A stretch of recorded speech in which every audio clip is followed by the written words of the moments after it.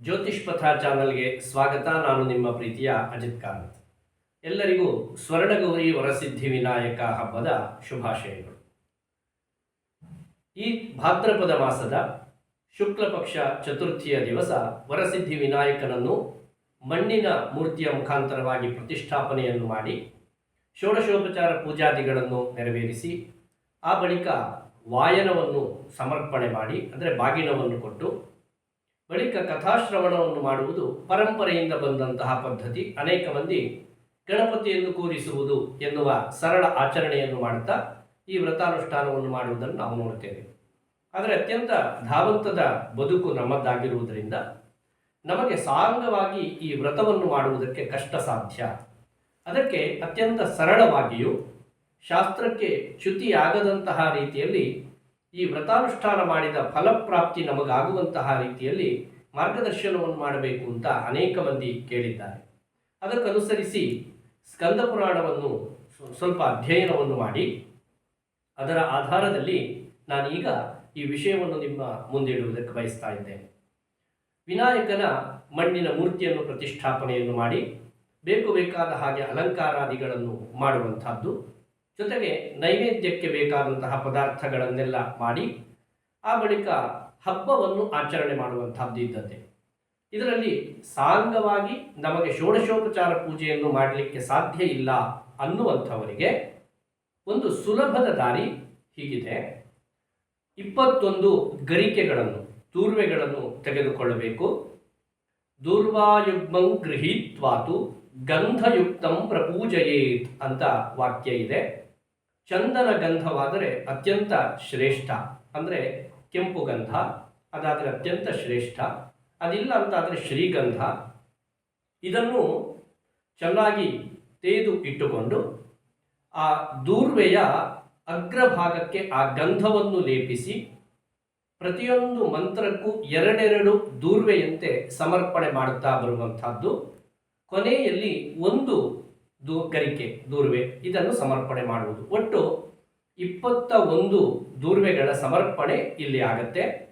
10 ಮಂತ್ರಗಳಿಂದ ಆ ಗಣೇಶನನ್ನು ನಾವು ಪೂಜಿಸಬೇಕಾಗತ್ತೆ.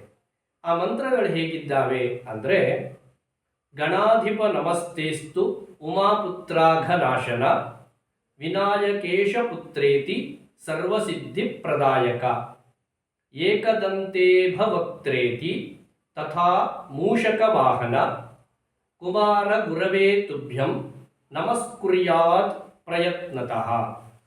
ಈ 10 ಮಂತ್ರಗಳಿಂದ ಪ್ರತಿಯೊಂದು ಮಂತ್ರದಿಂದ 2 ದೂರ್ವೆಯಂತೆ ನಾವು ಸಮರ್ಪಣೆಯನ್ನು ಮಾಡುತ್ತಾ ಬಂದು ಕೊನೆಯಲ್ಲಿ 1 ದೂರ್ವಾ ಸಮರ್ಪಣೆಯನ್ನು ಮಾಡುವುದರಿಂದ 21 ದೂರ್ವಾ ಸಮರ್ಪಣೆ ಮಾಡುವುದರಿಂದ ವ್ರತ ಆಚರಿಸಿದ ಫಲಪ್ರಾಪ್ತಿಯಾಗುತ್ತೆ.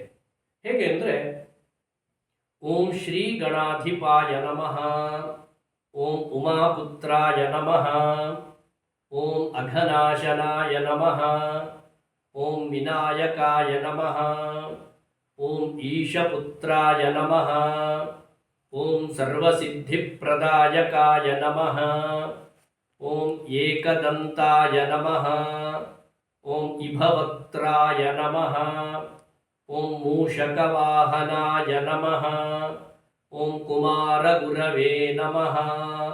ಈ ರೀತಿಯಾಗಿ ಪ್ರತಿಯೊಂದು ಮಂತ್ರ ಕೊನೆಯ ಭಾಗದಲ್ಲಿ ದೂರ್ವಾ ಸಮರ್ಪಣೆಯನ್ನು ಮಾಡುತ್ತಾ ನಮಸ್ಕಾರವನ್ನು ಮಾಡುವುದರಿಂದ ವ್ರತದ ಸಮಗ್ರ ಫಲ ಪ್ರಾಪ್ತಿಯಾಗುತ್ತೆ. ಆತ್ಮೀಯರೇ, ಇಲ್ಲಿ ಒಂದು ವಿಷಯ ಇದೆ.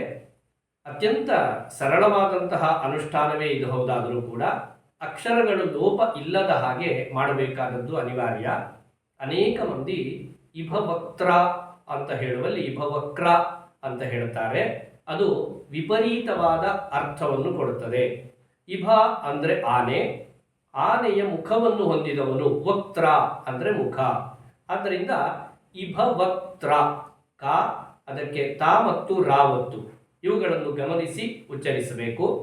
ಹಾಗೆ ಅನೇಕ ಮಂದಿ ಮೂಷಿಕ ವಾಹನ ಅಂತಲೇ ಗಣಪತಿಯನ್ನು ಸಂಬೋಧಿಸ್ತಾ ಇದ್ದಾರೆ. ಅದು ಸಶಾಸ್ತ್ರೀಯವಾಗಿ ಮೂಷಕ ವಾಹನ ಎನ್ನುವಂಥದ್ದಾಗಬೇಕು. ಇದು ನಿಮ್ಮ ಗಮನಕ್ಕೆ. ಈ ರೀತಿಯಾಗಿ ಸ್ಪಷ್ಟವಾದ ಉಚ್ಚಾರಣೆಯೊಂದಿಗೆ ಗಣೇಶನ ಈ ನಾಮಗಳಿಂದ ಅರ್ಚಿಸುತ್ತಾ ಬಂದು ಕೊನೆಯಲ್ಲಿ ನಮಸ್ಕರಿಸಿದರೆ ವ್ರತದ ಸಮಗ್ರ ಫಲ ಪ್ರಾಪ್ತಿಯಾಗುತ್ತೆ. ಈ ರೀತಿಯಾಗಿ ಅನುಷ್ಠಾನವನ್ನು ಮಾಡಿ ಎಲ್ಲರೂ ಕೂಡ ವರಸಿದ್ಧಿ ವಿನಾಯಕನ ಪೂರ್ಣಾನುಗ್ರಹಕ್ಕೆ ಭಾಜನರಾಗಿ ಎಲ್ಲ ವಿಘ್ನ ವಿಡ್ಡೂರಗಳನ್ನು ದೂರ ಮಾಡಿಕೊಂಡು ಸರ್ವ ಸಂಪತ್ತನ್ನು, ಕಾರ್ಯಸಿದ್ಧಿಯನ್ನು, ಜಯವನ್ನು, ಯಶಸ್ಸನ್ನು ಸಂಪ್ರಾಪ್ತಿ ಮಾಡಿಕೊಳ್ಳಿ ಎನ್ನುವುದಾಗಿ ಹಾರೈಸ್ತೇನೆ. ಶುಭಮಸ್ತು.